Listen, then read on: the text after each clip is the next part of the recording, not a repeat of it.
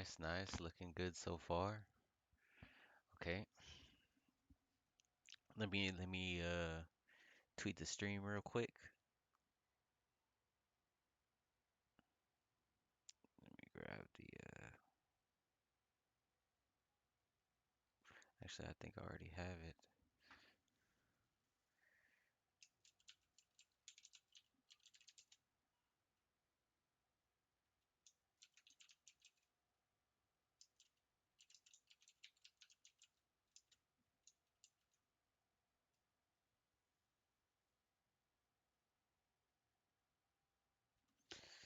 Let me see if I hope I have the right link.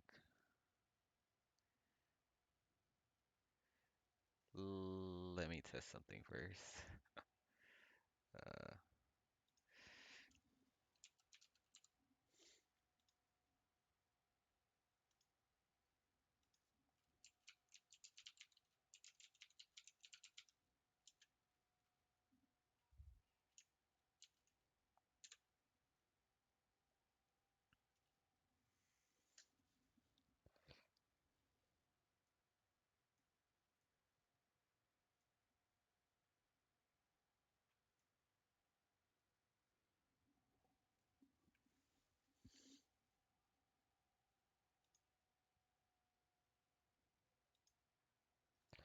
Trying to get the stream link. Uh,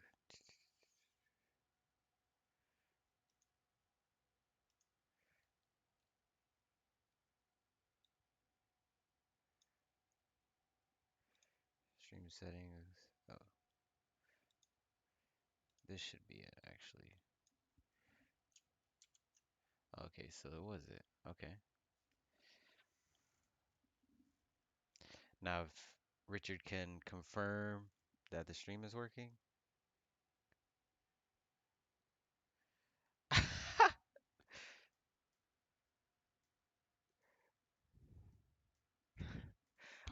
Richard, if you're in the chat.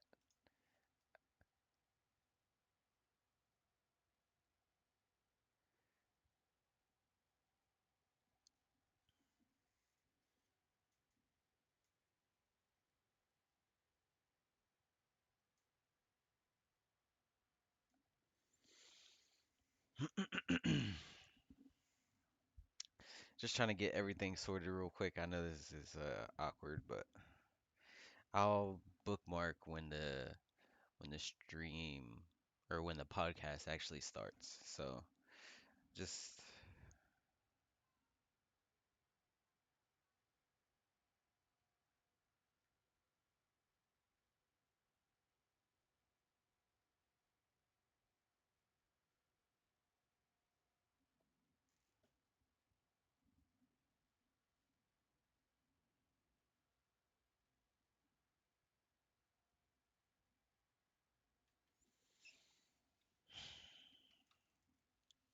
just testing to see if I have the right stream link. If not, then I'm not gonna be able to really shout it out on YouTube, but or I'll have to have Richard do it from his Twitter or something.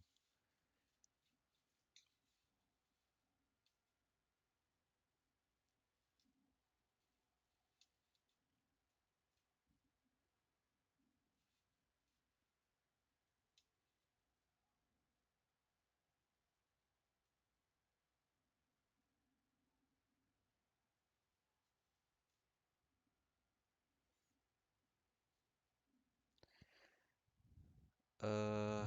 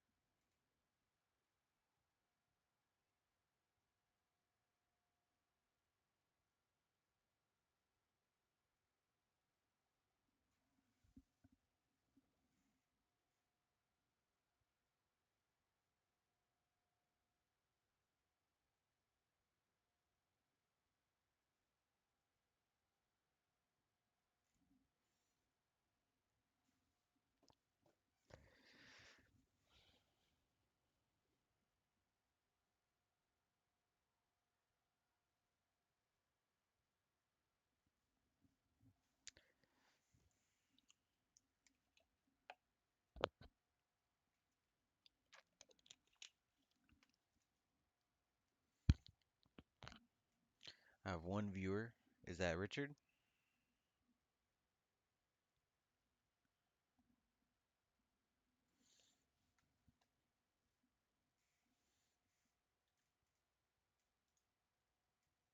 Oh, that's my task manager. Please move. Okay, not much CPU usage. I'm using quite a bit of my GPU, but that's fine. Not very much memory. Oh, okay, that's all fine.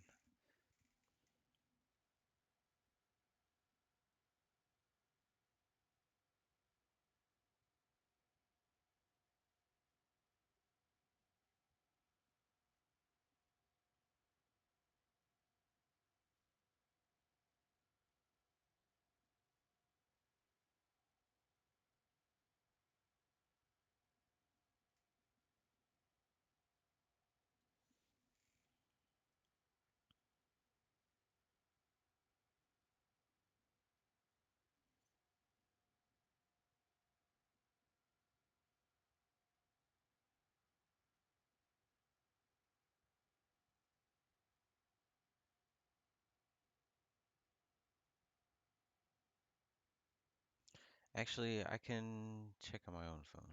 So let's see. Oh,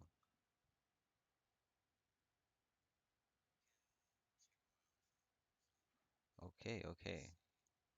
All right, so it is working. Okay, all right. Finally, I got confirmation that it's working.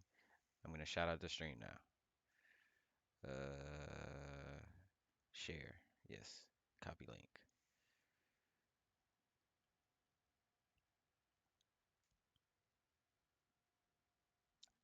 I'm gonna share it real quick on the Twitters, and then we're gonna go ahead and get the show started.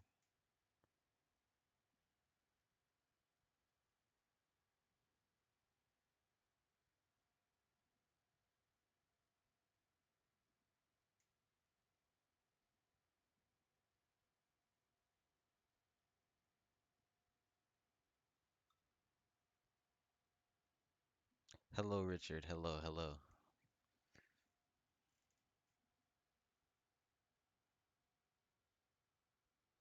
I'm just shouting out the stream real quick, and then I'm gonna put it out there.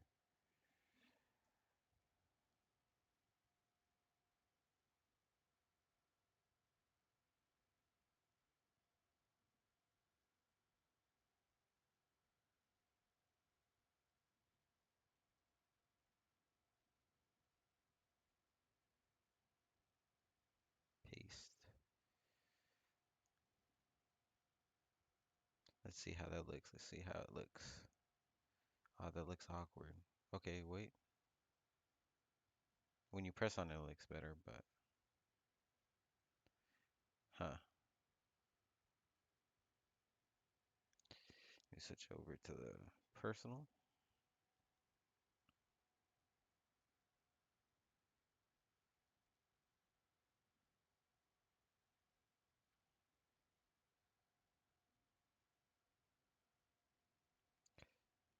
Nice. Okay, okay. All right, so we're live now. We're live now, like for real, for real. We're live. We're out here. Uh, all right. So, what's good, everybody? It's a shot callers, or just a shot caller. Unfortunately, the other two guys. It's a weird period for us right now. Richard right now, unfortunately, he's hurt his back. He threw his back out a couple days ago. He's recovering from that, the old boomer. He's out for a minute, pray for him, hopefully he gets better as soon as possible. But obviously we miss him. He's the heart and soul of the show. I'm trying to make it a little bit easier on him tonight by live streaming it so he doesn't have to like save the recording and then uh interpolate the audio and all that kind of stuff. So hopefully we're saving him some time by doing this, or I'm saving him some time by doing this, and then maybe we'll do this more promptly in the future. Maybe even before the games end.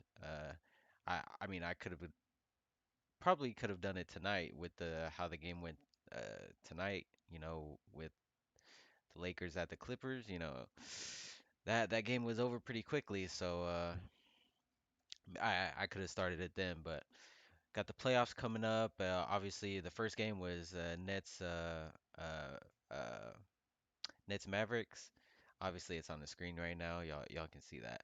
But also Robin's not here. Robin's not here because he started a new job. He's a big boy now. He graduated college. He's a big boy. He got a corporate job now, so he's not used to this whole staying up late right now and or no, he's definitely used to staying up late, but uh he has trouble getting up in the morning, so he's not used to that. So uh drop the StreamYard link. Uh, I I'm not sure what the StreamYard link is, chatter. Uh, maybe if Rich is in the chat, maybe he can clarify and text me and let me know. Maybe that's a podcast or maybe that's a podcast app we're on. But I don't uh I don't really know that one. Anyways, like I was saying, yeah, so that's why Richard's not here. He knocked out. Hopefully he can make it on the next week. He'll get more adjusted to the time, and then also the playoffs will be closer to starting, so a lot more motivation to stay up late and watch catch all those games. Um, Also wanted to say apologies about last week. Um, we missed that week. There w wasn't any national TV games that week. Not only that, but the games weren't really that interesting that week. It was mostly higher seeds going against lower seeds and or much lower seeds. So there wasn't really much excitement there. Uh, and then we attempted to do like a a question or like a Q&A type of episode, but uh, we didn't really get the interactions that we wanted. I still will answer some of the questions that we got at the end of the episode. Uh, but sorry about missing out last week. We'll try not to miss out on any more weeks until maybe the off season. But uh, like I said, we apologize about that. We're back this week, and hopefully we can bring y'all something nice. I mean, and then. So just to get all the housekeeping out of the way, if you all look in the description, I have the Twitter. Uh, we're at Shotcallers Show, so check us out there on Twitter and Instagram. Tweet at us, DM us, whatever. Hit us up. Let us know you like the content or just have hit us up with any discussion questions or anything like that, and we'll be happy to answer and discuss with y'all. Uh, and shout us out too if you like the content. Hit a like on the stream. Subscribe on YouTube. Subscribe on we're found everywhere podcasts can be found. Uh, Apple Podcasts, Spotify, Google Podcasts, Anchor, I believe, and like I said, virtually everywhere you can find podcasts. Richard the Boomer knows, uh, but I don't have most of those websites memorized. But anyways, all right. Without further ado, I think we can go ahead and hop into the games. Um, just added a stream marker real quick. All right, so hopping into the games. The first one is Nets Mavericks. Have it on the screen right here next to me. Uh, I'll show the stats later on, but this game I didn't think it would be super significant for either team, but as you look at the standings, uh, you can kind of see that it is pretty significant for both of these teams. The Nets they want to try and be the number one seed in the East, but they're kind of falling behind the 76ers now. They really needed a win here to try and catch up to them and get that first seed because that first seed in the East is pretty important, I would say, to get into the finals. But I mean, with this Nets team, being so stacked talent wise. It's hard to see them not making the finals anyway. But this game right here was kind of a statement to why they may have some trouble getting to the conference finals if they don't. I mean, not the conference finals, but the NBA finals. Um, without James Harden. So, and then also for the Mavericks, getting a win here would also mean, like, again, avoiding the play-in tournament. They're the fifth seed now. The Lakers also lost tonight. Spoiler alert. Uh, spoiler alert, but not really spoiler alert. Uh, Lakers are really struggling right now. So the Mavericks moved up to the fifth seed, and that's important for their seeding, because like I said, they're avoiding the play-in tournament. And then also they're potentially getting a more favorable matchup in the playoffs, going against either the Nuggets or I mean the Clippers is, I don't know if that's a good playoff matchup, but if they get a first round against the Nuggets, I believe the Mavericks are potentially favored there with all the injuries that the Nuggets have. I mean, obviously Jokic has been playing lights out, Aaron Gordon has been playing good, solid. He he's probably more impactful than what the numbers show because I haven't watched any Nuggets games since he first came over. Aaron Gordon first came over to the Nuggets, and since then they've lost Jamal Murray unfortunately. Michael Porter Jr. has been playing great though. Uh, Will Barton has been hurt. A lot of their guards have been hurt, so we'll see how it shapes up there. But I think, I mean, I believe that the Mavericks have the best chance of beating the Nuggets rather than the Clippers. Um, but anyways, getting into the game, starting out the game. Uh, oh, all right. Quick question by a commenter. Actually, OG to the shot callers. Jonathan or JV Jumpman JV on Twitter. He says, "Do you think the Mavs lackluster defense will be exposed in the playoffs?" Uh, I mean, I thought Dallas played great defense tonight. Against an amazing offensive team like Brooklyn. I thought I believe their defense is rated average this season, but right now this game against the Nets, they put a lot of effort. Josh Richardson, Dorian Finney-Smith made it hard on KD. KD finished the game like 1 for 10 on field goals, and uh, if I go here in the stats, field goal percentage 33%. He only had a field goal attempt 21. He went 7 for 21 in 35 minutes. He had 20 points. That's cool and stuff, but for KD, you expect a little more out of him. Uh, so it was kind of a rough game on KD. But like I said, I think I give credit to Dallas defense. They played great defense, made them work. Uh, um, Not only Dorian Finney-Smith, but uh, I'm thinking of Trill, Willie Cauley-Stein. I don't know why his name was slipping my mind, but Willie Cauley-Stein, he was playing great defense. I feel he's a great addition to match up with small ball. Dallas has a tough time playing against when the other team has a big center. Like I mean, I think of Joel Embiid, but obviously Nikola Jokic. I mean, he'll be a tough, tough guy to defend. Uh, but if they're running with more smaller centers, like Brooklyn was doing tonight with like Blake Griffin at the center or Nicholas Claxton, slightly more, not really post up heavy guys and also not the biggest guys either. So I thought they played great defense there.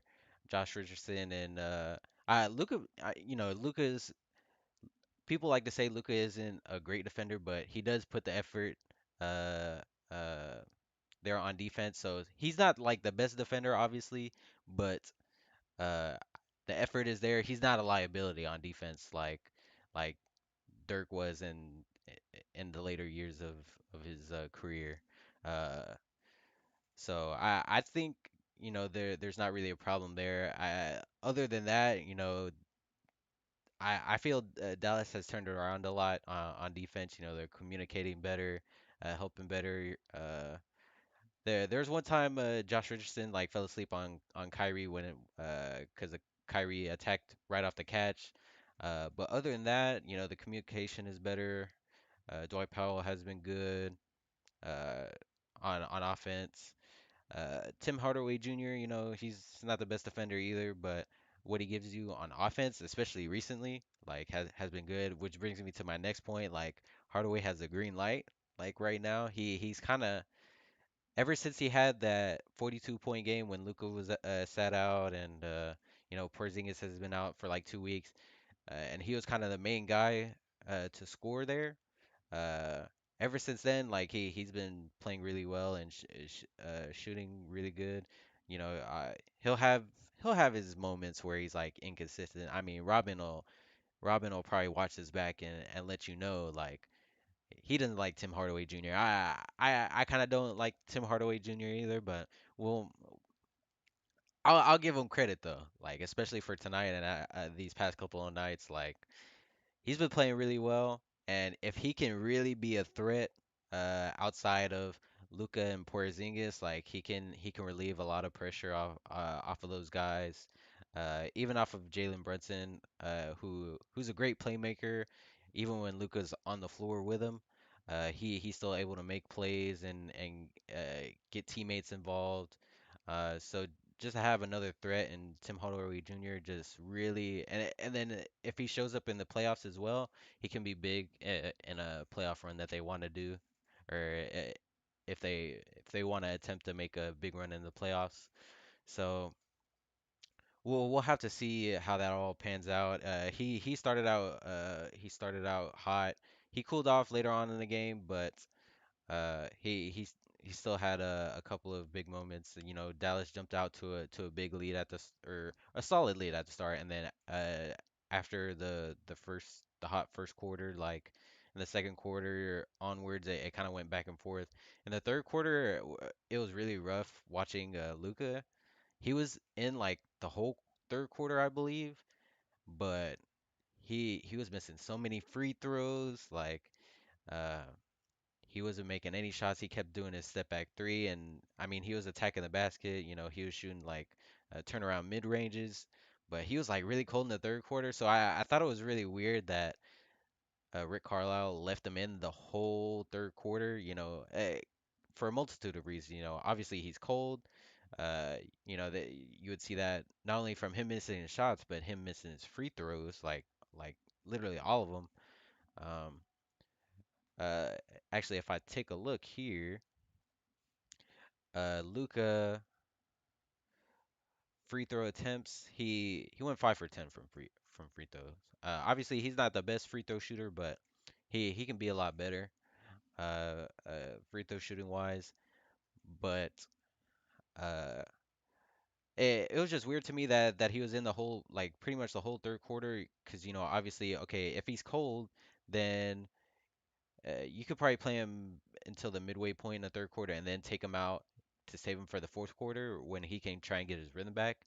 Kind of let him get his head straight because also in that third quarter, he got really frustrated. Like he was talking to the refs, like you see Luca always do. And then there was one point when he missed a step back three, and then at the other end, I think Brooklyn scored or something, and then Rick Carlisle took a timeout, and then Luka like slammed the ball and he yelled into the ball and I caught it right before they went to commercial break and I was like, "Oh my God, like bro, you need to calm down. Like I understand your frustration, but like you gotta get your teammates involved." And that's kind of one of the more frustrating things I see with Luka. Uh, it's just that when he gets cold, he doesn't get his teammates involved sometimes.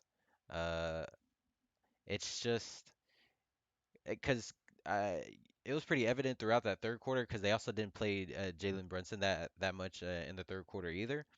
But uh, it was just literally for stretches of the third quarter, it was literally just Luka Doncic like trying to do his things, like trying to make a last minute bailout passes, but Brooklyn was playing okay defense on him, like they were being a little bit more dynamic, double teaming him and building a wall against him, and with long uh guys with big long wingspans like Nicholas Claxton and Jeff Green, Kevin Durant, you're gonna get a couple of steals here and there. So Some of his passes were getting tipped and stolen it, uh, especially during the third quarter. So I really would have liked Rick Carlisle to take him out, especially when it gets cold and it gets frustrating and stuff like that.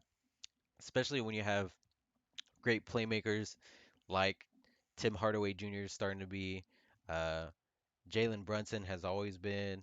Trey Burke has been here and there. He hasn't been in the lineup much, but last year in the bubble, you saw what he could do there. Uh, especially with Jalen Brunson, like even when Luka's on the floor, he's able to take pressure off of Luka. Like I was saying earlier, get teammates involved, getting assists, attacking the basket. Um, he even took a couple shots or he took a shot over Kevin Durant. I can't remember if it went in or not, but I thought it was pretty cool that he attempted it in the first place. So he's just always aggressive, looking to make the right play, and I feel like he should be in the game, especially when Luka gets cold. I mean, obviously Luka's an amazing player and he deserves the respect to try and get himself out of that drought. But there's just a certain point that I think that was reached in that quarter, just where you just need to okay, take him out, let him calm down. He's also very young still, which is still wild to me. Like he's a couple months, he's literally 6 months older than me, which is weird. Like he just turned 22. I'm about to turn 22 in a couple months. Like it's mind-boggling, but it's just he's so great, but he's still so young, and so his emotions kind of get out of control a lot of times, which makes sense. So, uh, only Embiid has a higher utilization than Luka, but Embiid shoots from the paint. I fear Rockets hardened situation where they will live and die by the three. I kind of feel the same way. Uh, it just really gets Luka just really gets too stagnant sometimes. Uh, uh, JV says needs a wing that can slash. Yeah, I agree with you.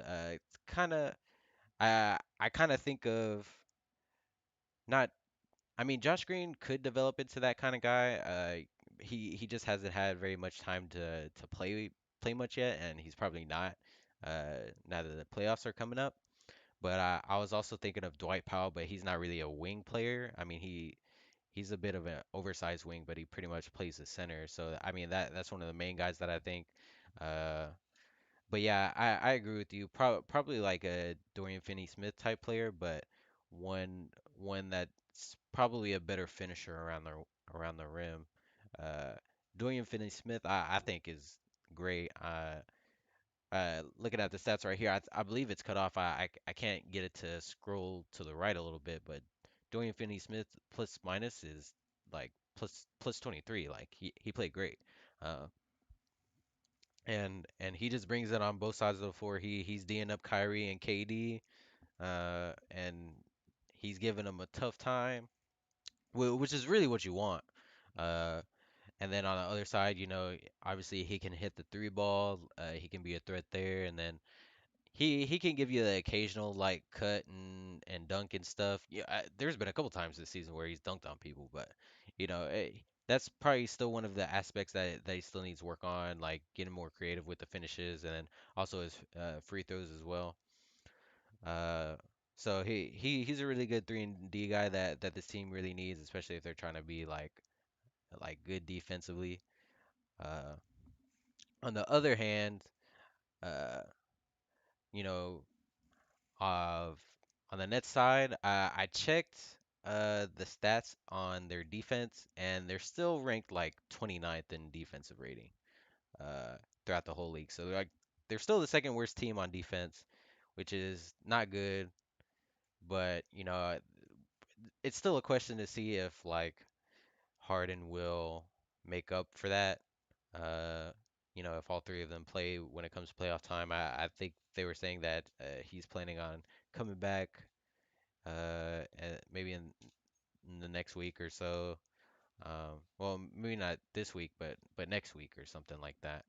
Uh, just before the playoffs. But still, I watched a video from Legend of Winning, and I kind of already had this notion in my head, but Legend of Winning, Low.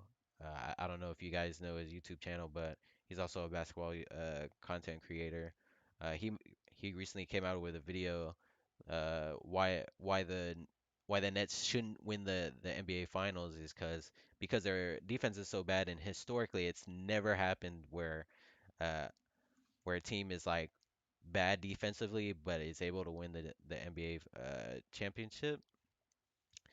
Uh, this Nets team is definitely an anomaly though, like with how stacked uh, this team is. Like you have threats everywhere, in Kevin Durant, Kyrie Irving, James Harden. James Harden is gonna unlock the potential of guys like Joe Harris, Blake Griffin a little bit.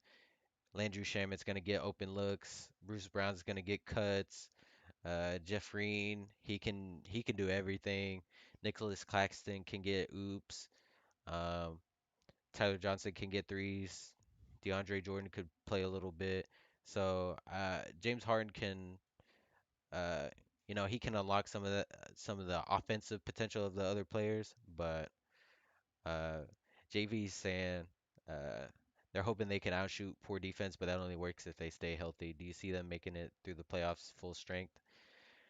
Uh, that it's really like such a hard question because like I feel like we've never seen a team like this.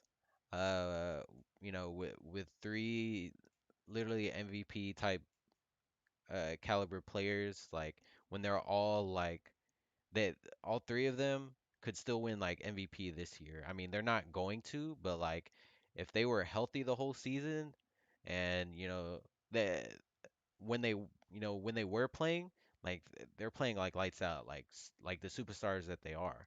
So all three of them are, arguably in their primes or at the end of their primes right now. So I'm not sure if we've seen like a team where it's like these like unstoppable offensive guys are all on the same team, and it's just they're just so stacked talent wise. It's like it feels weird to go against them. But yeah, like historically, bad defensive teams have like rarely even made the finals or conference finals, let alone uh win the NBA finals. So it's just really tough. Like even and then what makes it worse is that they're probably not going to be the first seed, which makes it even tougher on them because if you get the first seed, then you would only have to play uh the Bucks or the Sixers in the conference finals. But since they'll be the second or third seed, because they could potentially fall to the third seed, if Milwaukee stays on a hot streak. But being the second or third seed, that means they have to play. I It'll be worse if they play the second if they end up being the second seed because I have a question that somebody wants me or that somebody asked me uh who do I think out of the 7 8th seed has the best chance of upsetting the 1 2 seed. uh and I think it would be like potentially Miami upsetting Brooklyn if they're number two, Brooklyn or Milwaukee, depending on who's in the number two spot. But I believe Miami has a best shot of upsetting uh the 1 or 2 seed, or yeah, the 1 or 2 seed, depending on if they finish seventh seed or or the eighth seed. But so let's just say Brooklyn finishes second seed. They would have to, and Miami finishes seventh seed. So that means they would play Miami first round. Second round would be, since they're the second seed, they would play the Bucks the second round, and then they would play the 76ers in the conference finals, which is like an insane playoff run. Like in my opinion, that would be a really tough playoff run. And I mean, while I think the Nets will probably beat Miami, uh, I the Bucks have shown that that they have come to play, especially against Brooklyn. They've improved. Drew Holiday's been playing well. Giannis has been adding to his repertoire, adding the jump shot and stuff. So I it'll be it's just a tough road. I don't I'll be honest. Okay, I'll go ahead and say it. That they probably I don't think they will make the finals. Uh, I'll probably eat my words after seeing like probably the first series. Obviously, if everybody stays healthy, but that I mean that's a question with every team though. Like, is everybody gonna stay healthy? But in particular with this team, so.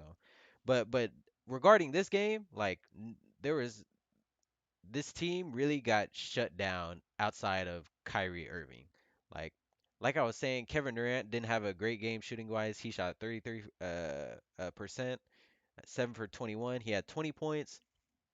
Everybody else had like 9 or 10 points. Like Joe Harris had 9, Blake Griffin had 10, Landry Shamet had 0. His plus minus was a negative 12. Uh, Bruce Brown had 10. Jeff Green had 11. Like that that's just not enough from these guys. Uh, Coming off the bench and just surrounding these superstar players. Obviously these guys are really skilled. Joe Harris can shoot the lights out. Landry Shamit's a great shooter. Jeff Green, he can attack you in multiple ways. Like he can attack the closeout and shoot the three and defend. Uh, but just tonight, like none of them really had a good game except for Kyrie Irving, like I said. Eh, Despite Kyrie Irving having 45, his plus minus was -4. Um, so yeah. Other than that, this really just shows like how weird this team is and can be. Since Blake Griffin has come to the Nets, uh, people have been saying, oh, he's dunking and like, he's actually trying now, which is good. And probably definitely does improve Brooklyn, but this game wasn't a good showing from him, and we'll have to see how it is in the playoffs. Uh, but yeah, it's really tough to put a pin on this Nets team. Like they have the potential to win the finals because their talent is just so stacked. But worst case scenario, they could probably lose first round. Like I mean, I would put money on them losing second round or conference finals rather than first round. But like literally, like worst case scenario, they probably lose for first round. But that's probably really unlikely. Uh, but yeah. Uh, Also in my notes here, okay, so yeah, I think I went over everything from my notes here. I said that the Nets defense has improved, which I was incorrect on.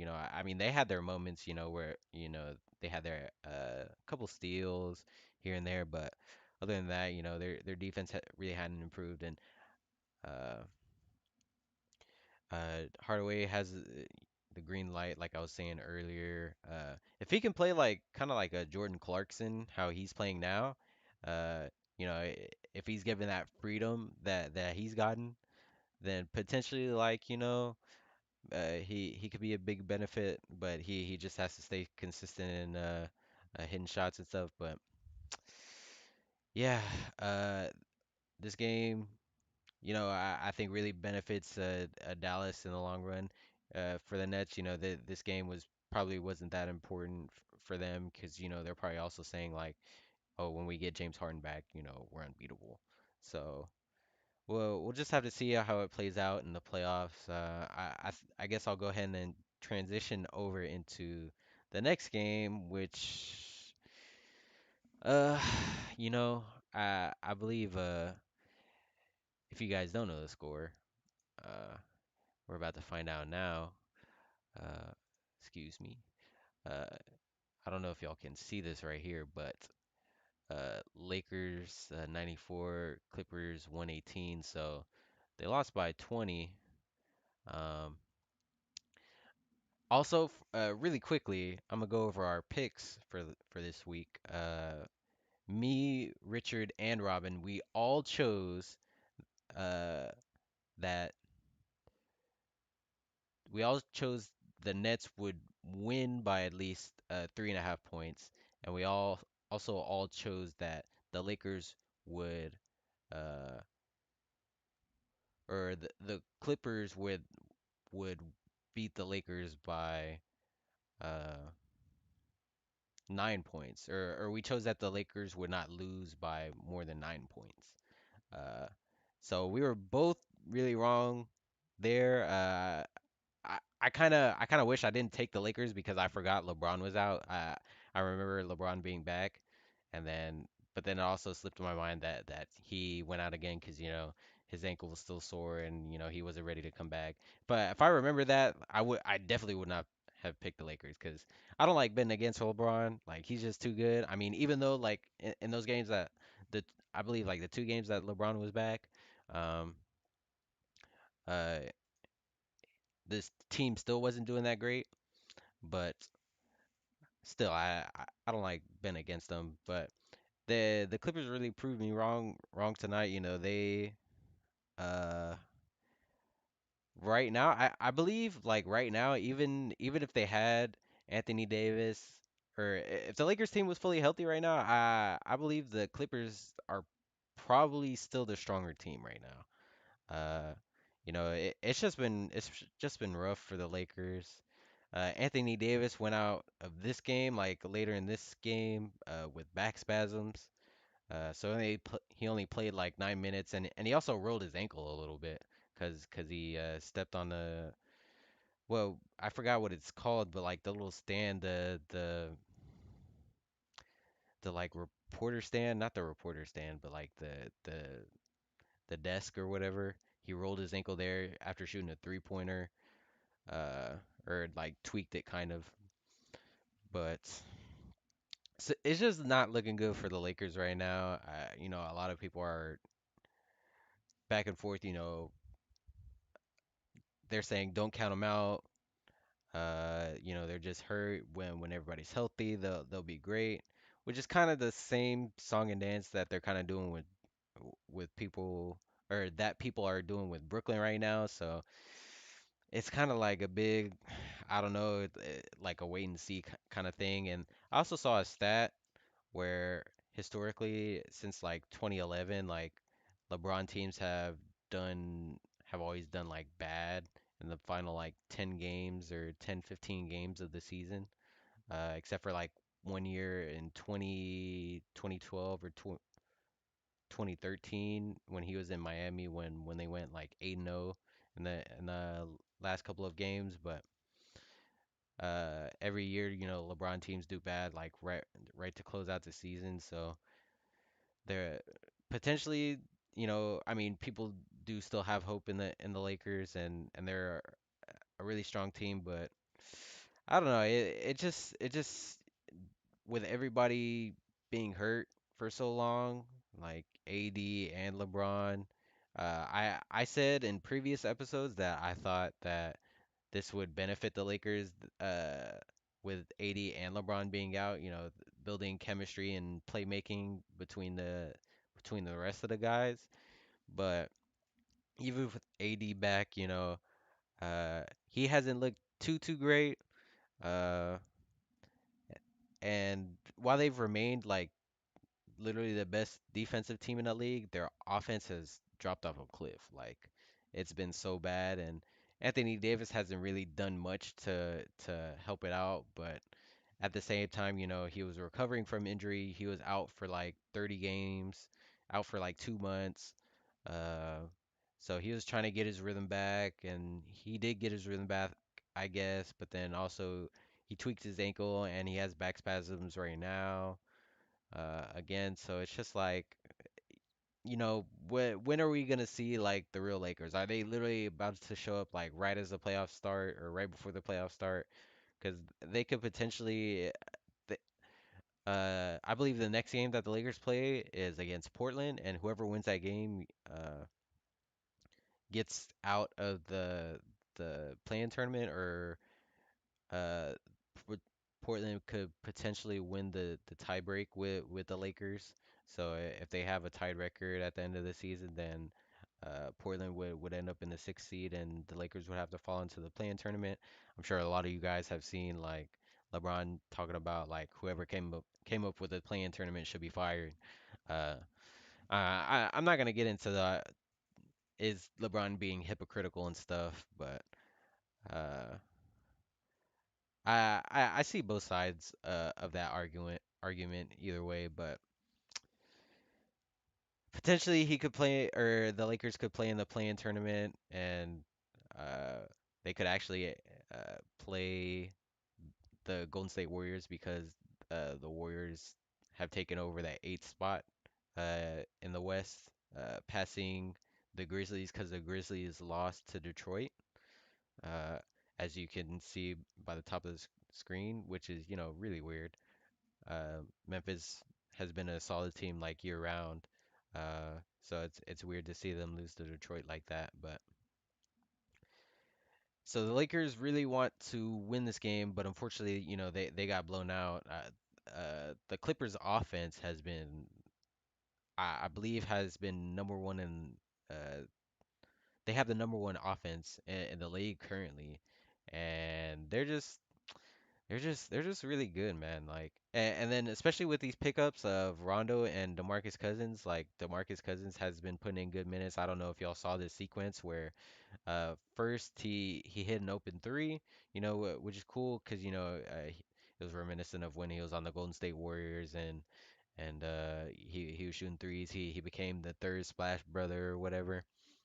Um, but then right after that, like back on defense, like he gets a steal from Zubac, and he literally runs the whole court in the fast break and gets a dunk, and you don't really expect to see a guy that's been through so many injuries to do stuff like that. So I think it's cool to see him doing stuff like that again. But Kawhi Leonard, he had a solid game. I think he only finished with 15 points, but 8 rebounds, 6 assists, no steals. But Kawhi Leonard, he just had a solid game. He didn't do nothing too special, but he didn't really need to when his team. When you get the number one offense in the league, it's not just as a single person that makes it like that. It's a complete team effort, and it relies a lot on the coach too. So shout out to Tyronn Lue. He's uh, made great changes with his team, and they look pretty strong right now. Uh, Paul George finished with 24 points, 8 for 12. He shot 66 percent. That's great. Reggie Jackson, Rich doesn't like Reggie Jackson, and I kind of don't either. But he's been playing solid as of late. I mean, he only had 10 points, but uh, playing playing solid is all you need. Like as long as these guys show up, not only on the offensive end but on the defensive end, like yeah, you just get a lot. Um, you get a lot better when your teammates are supporting you. So Rondo had 11 and finished with 5 assists or 5 rebounds. I mean, uh, only Oh no, one steal. Where the assists? I'm losing my mind. Oh, assists. Oh, he had 5 assists. Yeah. Okay. So he did have 5 assists, but Patrick Beverley was back and uh, he was cool to see. Maybe he can stay healthy. Luke Kennard was playing a little bit. He can be a threat off the bench. If they're, if he's a, how do you say it? I forgot the terminology for it, but he's a shooter for real. So just give him the ball and he'll shoot it. And he may sit out for long periods of times, but if he gets open and he shoots, you can expect it to go in. So that's great. Terrence Mann didn't play that many minutes, but I mean overall, there was just a wash by the Clippers, who are obviously the better team, uh, especially at the moment. Number one offense in the league. Their defense, I believe, is average, uh, but I is definitely improving. And I think I th- like I said, even if all these guys were playing right now, like AD, LeBron, I say AD, there's two ADs on the Lakers, Anthony Davis and Andre Drummond, but if Davis was playing and healthy, I still think this Clippers team is probably better than the Lakers team right now. Like they they have to they have to prove a lot to show that they're getting out of this slump. The only guy that played well on the Lakers was Kyle Kuzma, and he had 25 points, and his plus minus was only two. Um, Everybody else, like KCP, had a negative 23 plus minus 6 points. Like, uh, I mean, he didn't have any turnovers, but he just played like not good. Alex Caruso had three turnovers and had a minus 25. Like, it's just not looking good. And you expect a lot more out of these players. Like Kyle Kuzma, okay, he had a solid game. He probably needs to be more aggressive even when AD and LeBron are out there. But okay, Kuzma had a solid game. AD has been struggling to find his shot consistently ever since he came back, but now he's out again. Andre Drummond puts up empty numbers, who that doesn't support winning at all. Uh, I mean, I didn't believe it at first, but that now watching it, seeing it like play out live, like you could see like his numbers aren't super impactful. Like, yeah, he gets a lot of rebounds, he gets a lot of defensive rebounds and offensive rebounds, and he scores quite a bit. But as a number one option or number two option, he's just not that beneficial. It's really not good enough. Uh, he doesn't do enough. And then on defense, he has his questionable moments on defense as well. So KCP, he showed us in the bubble last year. He really showed out in the finals. He played really well offensively at attacking closeouts. But tonight, he didn't play well. He's also had solid games when both LeBron and AD are out. But tonight, that didn't show up. Alex Caruso, I mean, you don't expect him to score that much, but when AD and LeBron are out, you kind of have to ask more of him, or ask him to do more. But it didn't look great from him either. He's more of a defensive uh, kind of guy, even though he's a little undersized, but he's an energy guy as well. So he provides more probably intangible benefits to your team than what the stat sheet says, but he didn't play great. Wesley Matthews, Markieff Morris, Montrezl Harrell has been pretty underwhelming as well. Like he for a six man of the year last year, to what he's doing this year, he's had good moments this year, but then at the same time, like he hasn't had that many great moments or really show out moments as of late. So he's been struggling. Marc Gasol, he while he hasn't played great while he since he ever since he came to the Lakers, he still has ability and he still has a role. Uh, but it just adds another layer on top of a layer of mental stress, knowing that he's not gonna be able to play ever since Andre Drummond comes in and like he's losing his role on the team pretty much. So he has to play through that as well as him getting older and not having the same amount of craft or maybe not craftiness, but like uh probably like speed and strength are probably the biggest things that is probably eluding him right now. So it's just not great from him, and it really looks bleak for the Lakers right now. Hopefully LeBron and AD can get back healthy and, you know, make a push through the play-in tournament and stuff like that. But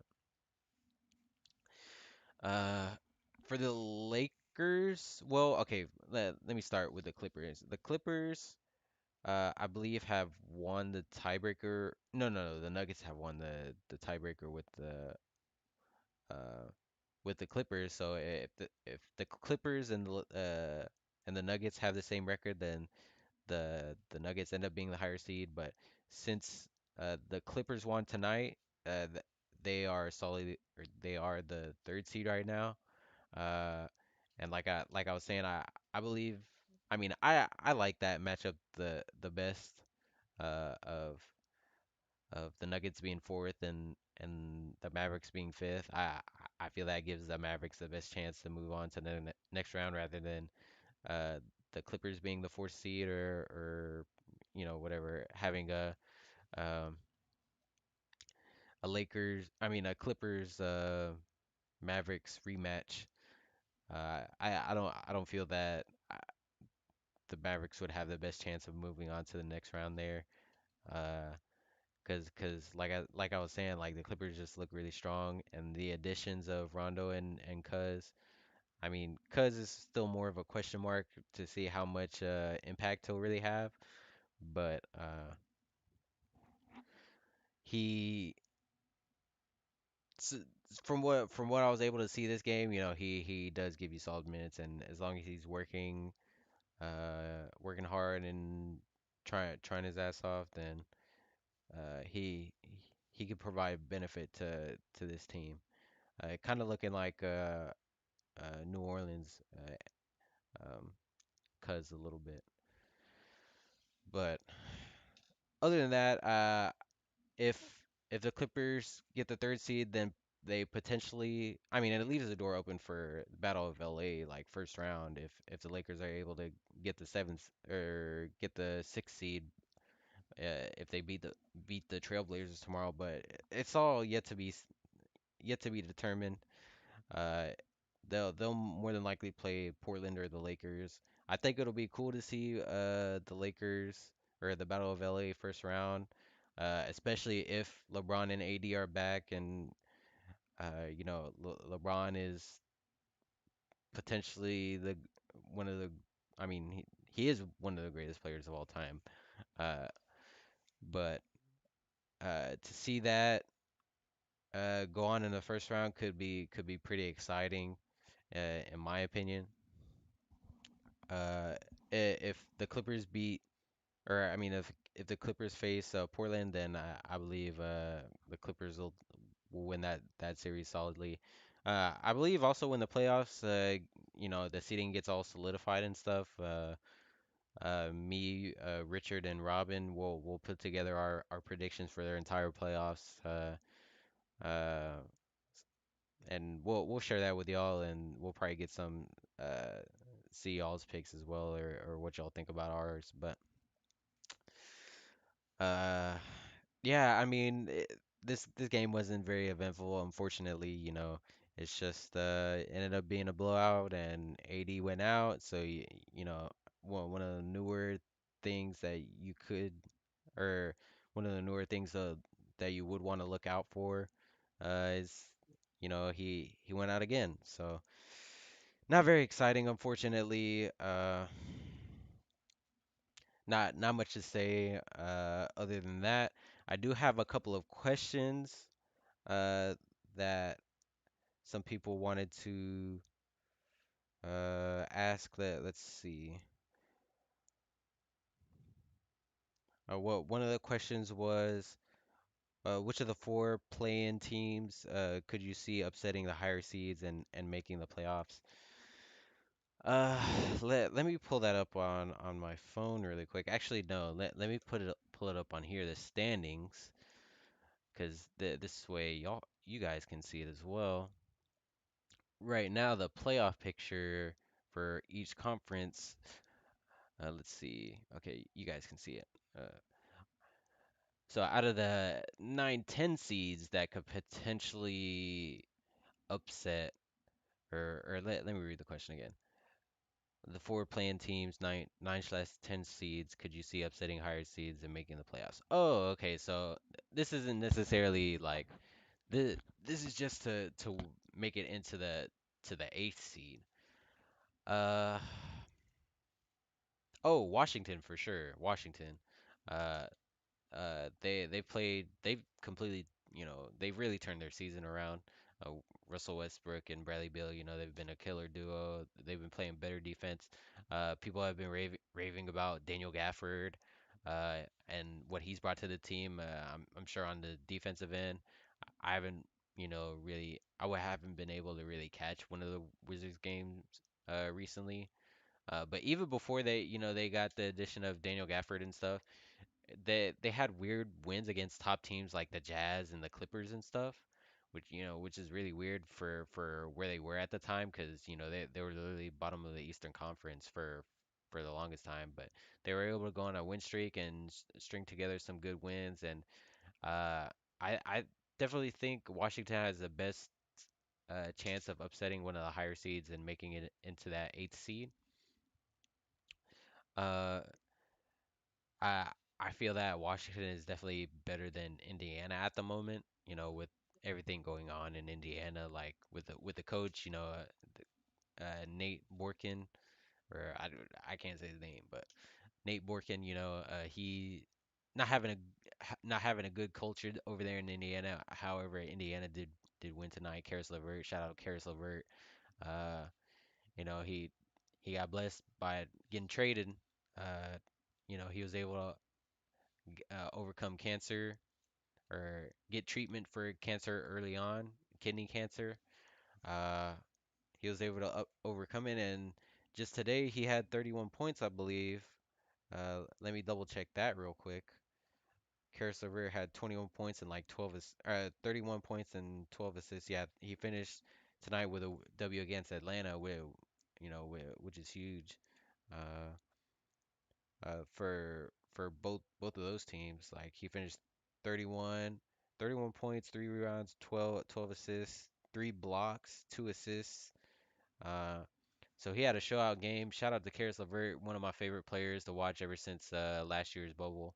I was able to catch him in the playoffs a little bit, and he's a cold dude. He like I'm really I'm pretty I'm kind of salty that uh, Brooklyn traded him away because I feel like Brooklyn would have been better off all around if they kept Karis LeVert and Jared Allen and those type of guys. But they did what they did to get James Harden. We'll see if it pays off in the long term. But uh, I hope that Karis LeVert has a great season and then potentially uh, shows out in Indiana and probably not this year, but in the years to come, he could potentially be a star, superstar. I think he's a star right now, but hey, he has the potential to be a superstar.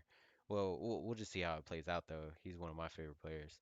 But this year, I believe it. It's got to be Washington, and I think even though Charlotte has gotten back LaMelo Ball, I think Washington is going to be too much of a problem because with how things are seated in the East right now, I I I believe Miami is gonna advance as a seventh seed for sure over Charlotte. Uh, Either Charlotte or Indiana, whoever it doesn't matter in my opinion. Miami is definitely the better team out of all of these teams, uh, in my opinion at least. But Washington is how they've played recently and their experience now, especially with Russell Westbrook. Russell Westbrook has always been like a great like teammate and stuff like that. He's never really had any uh, problems with teammates, and you always see clips of him, talking with his teammates, especially now in Washington. He's leading these young guys, um, and I think it's really good to see, really cool to see. He just plays with such passion, and I think it'll be tough for something like Charlotte, this young and inexperienced team to overcome, especially when you have a scoring like not just a scoring threat, but like he damn near like impossible to stop. And Bradley Beal. So I think Washington probably has the best chance. In the West, I don't really see either Memphis or uh San Antonio making the playoffs. I believe it'll be either Portland, Golden State, or the Lakers, depending on how that turns out.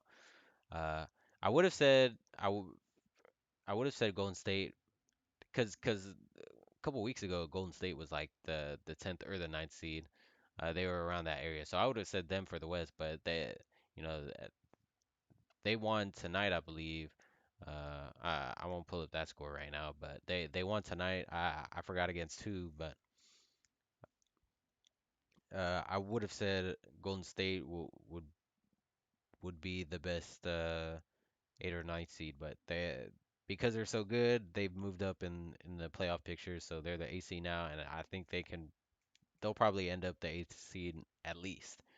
Um, with how good Stephen Curry has been, their team has been a little disappointing, or his team has been a little disappointing, but uh, it just goes to show the greatness of Steph Curry. I kind of doubted it if at the beginning of the season he had a little bit of a tougher time, or I thought he would have a tough time to carry, but I still thought he had the potential, and he's definitely proved me wrong, for sure. Like he's been able to carry this team to great heights, and they look lost without him. But when he's in there, like he does like everything for them.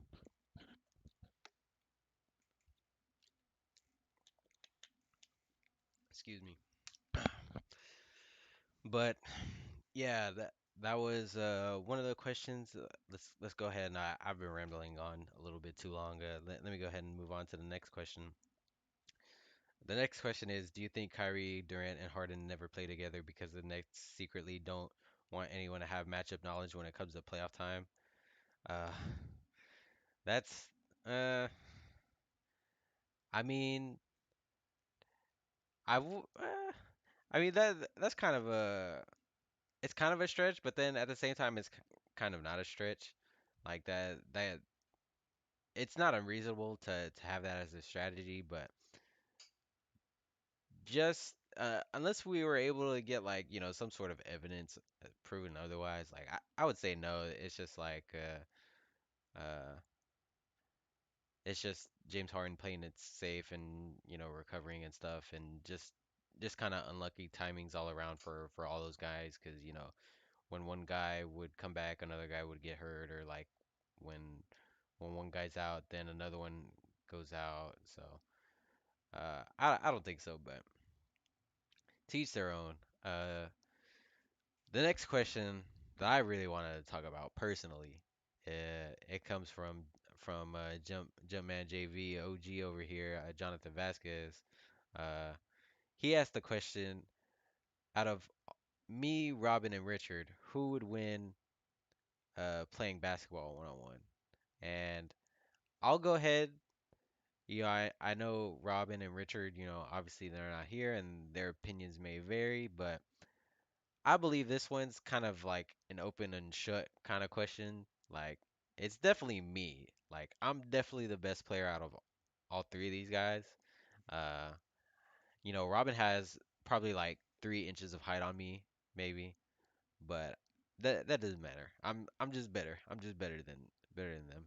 Richard, I haven't seen him play personally, but he's probably got that old man game, turn around, probably try to bully me in the post or something, like a real boomer would do. But uh no, but in all honesty, no, I think for sure uh I mean they'll probably they could talk to me after the show, or what do whatever, but that will be my stance, and I'm more than happy to prove that I am the best basketball player out of all of them, and I would definitely beat them one on one. Uh And I the final question that I was asked comes from Twitter. Like I was saying earlier, follow us on Twitter at Shotcallers Show. Uh, really quick, I got a question from Jack saying, let's see, oh, I can't pull it up again, but I got a question from Jack, and he asked if you could have, or who would you want to voice your Hall of Fame ballot. Well, like if you were to get inducted into the Hall of Fame. And I was kind of thinking about this question for a minute, and it's a little tough because I mean, I guess, for me, if you know me, like you would guess like, oh, you'll just say Derrick Rose or something like that, or Dirk Nowitzki. And actually Dirk Nowitzki was a guy that I didn't think about until just now. I was thinking of Derrick Rose or Shaquille O'Neal, Charles Barkley. I guess I thought of Jimmy Butler, but I don't know if you can really, call somebody's ballot if you're not necessarily in the Hall of Fame yet. Uh, so that would go for the same with Derrick Rose too. Yeah. Uh, but I guess I was trying to think of somebody that has the most like meme potential or something, but the most I think it would be pretty cool if like uh AI or Isaiah Thomas did my Hall of Fame ballot, just because I feel like if I was in the NBA, I would probably play most similarly to them. When I say Isaiah Thomas, I mean like old school like Detroit Pistons Isaiah Thomas. Uh, I'm not necessarily the tallest guy to play basketball, so I feel like my style will kind of mimic theirs the best. So I think I think one of those guys who I would want to have call my Hall of Fame ballot. Uh, I believe that's all we have for tonight. Thank y'all for tuning in. We I I'm one host of the Shot Callers. I'm missing my boys with me, Richard and Robin. Hopefully we can come back next week. Hopefully Richard feels better, with his back being thrown out. Get better soon, Richard. Robin, enjoy your job, but get used to it already, man. We got a podcast to do. I'm trying to hear them takes. I'm trying to hear you trash Tim Hardaway Jr. I'm trying to hear everything. I'm trying to hear you praise LeBron James. I'm trying to get all them weird takes. I'm trying to get those funny looks out of you, bruh. We miss you. We miss both of y'all. Come back soon. Feel better soon. Robin, get that sleep schedule right, 'cause you're not that old. You can stay up a little bit longer. Uh, but yeah, that'll be all for tonight. Leave a like if you enjoyed. Subscribe if you want to see more. Especially hit that notification bell, just so you catch our content. We're obviously it's still a small channel, so a lot of the times, excuse me, our videos can slip under the radar. Uh, if you don't have that notification bell on. So go ahead and throw that on. Subscribe, leave a rating on Apple Podcasts, Spotify, Google Podcasts, everywhere podcasts are found. We're more than likely there already. Uh, li- hit us up there, leave us a 5-star review, help us grow our channel. Uh, like and subscribe on YouTube. DM us. Shout us out on Twitter and Instagram. We try to be a little bit more active there. It's a little tough. We should probably try and get clips from episodes like this and post them, but it's still all just a learning process. If you watch this, it doesn't matter if you watched it live or you're watching the VOD later on. We appreciate the views, uh, but consider leaving a like and subscribing if y'all enjoy the content. Uh, that'll be it for me tonight. Thank you guys for watching. Y'all have a good one.